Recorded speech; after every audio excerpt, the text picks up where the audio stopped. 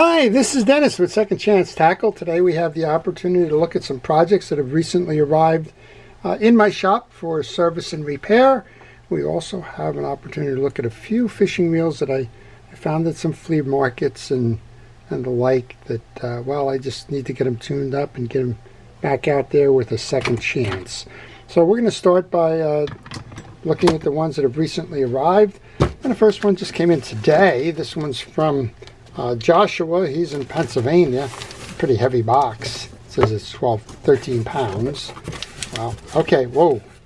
So we've got looks like a few of these. These are the Penn Senators. They're the 114Hs. That's the 6.0. The 6.0 has been around a long time. This is the high-speed version. This has the red side plates, also has the billfish jumping and breaking water on the other side. We have 1, 2, 3, 4. We have 4 of these that look, well, it looks like it's been a while since they've been serviced. Why do I say that? All of this hazing, which usually comes off with some polish and some steel wool. Yeah, that'll clean up nicely. That's been on there a while. It takes more than a year usually to do that. And what is it? It's generally speaking, it's salt spray. So I'm sure these have been used in the ocean. Got nice loud clickers on them. They seem to be working fine. Cosmetically, they certainly need to be cleaned. And inside, what we'll be doing is we'll be taking off the pieces and parts. We'll inspect all of them, make sure that they are in good condition. Remove the old greases and oils, relubricate them, and get them going again. So Joshua has sent me 4 of these, and I'll be working on them this week. Next up then comes from Howard. Howard sent me one of my favorite reels. Actually sent me 2 of my favorite reels. And he sent me some bearings from Boca Bearing. So a lot of times folks will ask me, what's a good source for pieces and parts? And one of them is Boca Bearing. They do ceramic bearings. These are ceramic bearings for, well, the Jig Master 505s. This is the high-speed Jig Masters. And, well, these are the 505 HS high speed. This is the bearing right here. And he's asking me to do a complete tune-up on this and to replace that side bearing. He said he's already replaced the bearing on this side. That's easy enough. You remove the screw, but when you get on this side, you need to take the bridge apart to get to that bearing. And while you have the bridge apart, you might as well service it. So we have 2 Jig Master 505s. We'll do the bearing upgrade on those. And, well, we'll make sure that the reel is serviced in the meantime. Well, if you like these types of videos, if you like to see how fishing reels are serviced, understand a little bit about the history of the fishing reels, and, well, how to keep them going or give them a second chance, then I encourage you to subscribe to my channel. If you do subscribe to my channel, please use that notification button. That'll let you know when I'm posting, and you'll have the opportunity to take a look at that, see if that's something that you would like to learn more about. Well, this one comes in from Jamie, and this is up in New Hampshire. Jamie and I had a conversation on the phone, and I'm thinking we got Mitchell's in here. I could be wrong. I don't have Mitchell's. I have a reel in the bag project here. This is a Penn Senator. It's a 4.0 Senator, I believe. It's a reel in the bag. Looks like it got started on but didn't get finished. This is a newer version of that. This has the half frame, which is a graphite frame, as compared to some of the older models which have the posts and reel seats set up to it. So this is a US made Senator, and well, we're going to get that back together and make sure that it is working so that they can take it fishing. Well, he's up in New Hampshire. It's that time of year. You should be on the water with these, and well, we'll try and get them on the water as best and as quick as we can.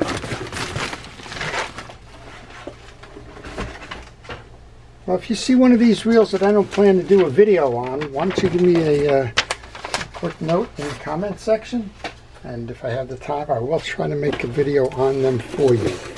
A lot of these are Penns, and I do have a lot of Penns in my video library. So if you're looking for one of those, I probably can direct you if I don't intend to do one. This one comes in from Bill. Bill has sent me 2 reels. One is a Daiwa AccuDepth 17 line counter. This is your line counter function. Oh, I think we've probably got this tied off here somewhere. Yeah, we have a click that's holding the line here. Just checking real quickly to see if everything works. It seems to be working. Needs a cleanup and a tune-up. The second one I think is a Bass Pro. Yeah, this is a Bass Pro reel. And well, this one's tied off as well. We might do this one. I don't know if I've done a Bass Pro. I'll check. It's everybody's low-profile baitcaster circa the early 2000s from the industrial design side of it. This one does have a mag drag on it.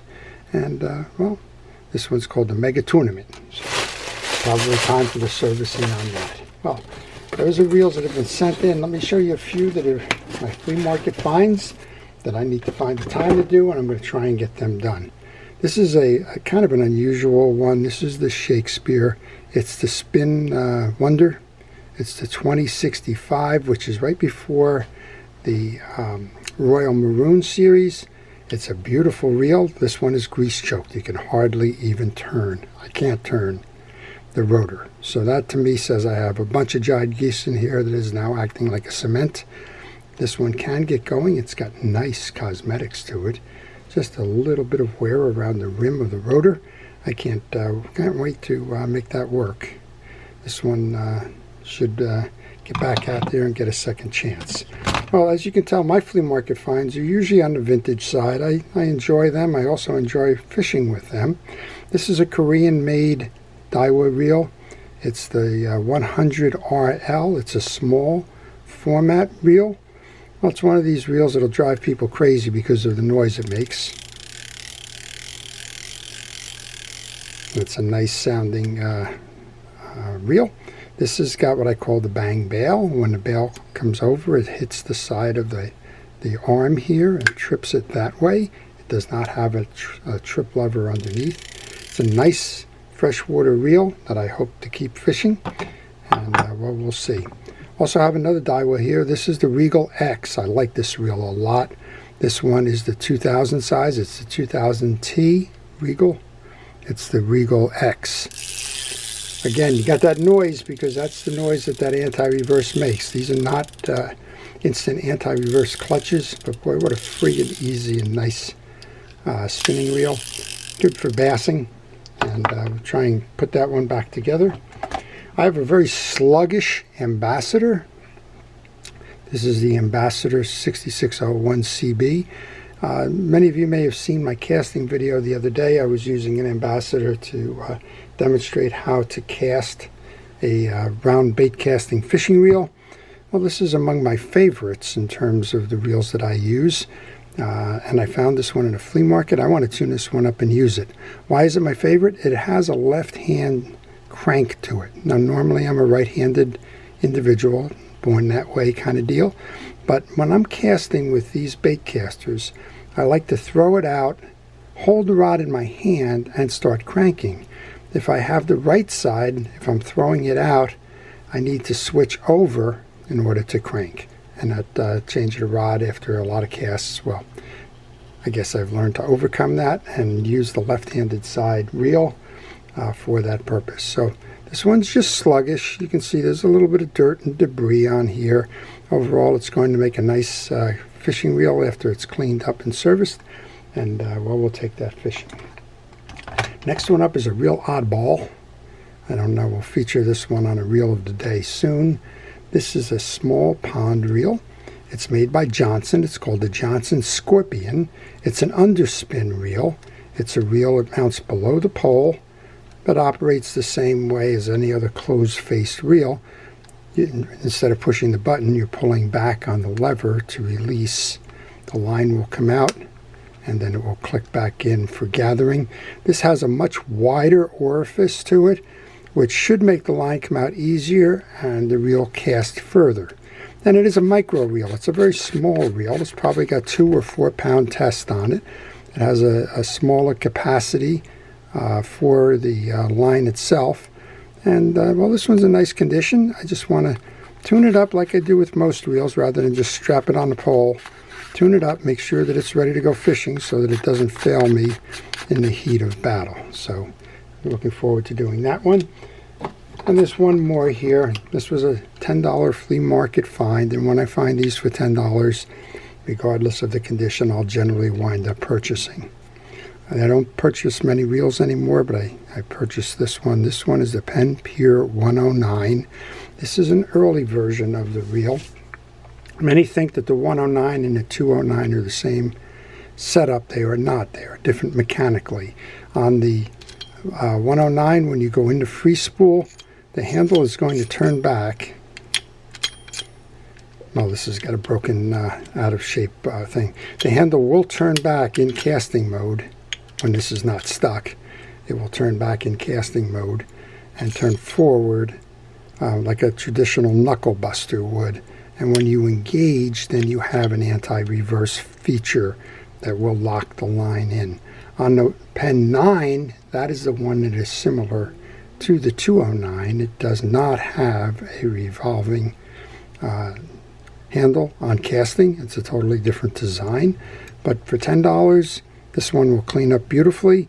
This will get corrected. And, well, this is a reel that we like to fish inshore in the Atlantic Ocean, and that's what its destiny will be. And you can tell it's just got a lot of dirt on it. I don't know if that dirt is from hanging around flea markets too long or somebody gave up on it when the line guide popped out. Whatever it is, we'll figure it out and we'll get it back out there fishing again. And finally, I got a classic that I've been meaning to work on for a while, so we'll do that too. This is a Fluger Akron. I think this was a $10 reel too, if I remember. This one's got a noticeable skip in it. When you turn it, it's just not performing the way it should. That's usually dried grease and dirt, but it could be a damaged part. That's why it wound up being a $10 reel. We were talking with the vendor, and I said, you know, not for nothing, maybe it's fixable, but right now it's not fishable.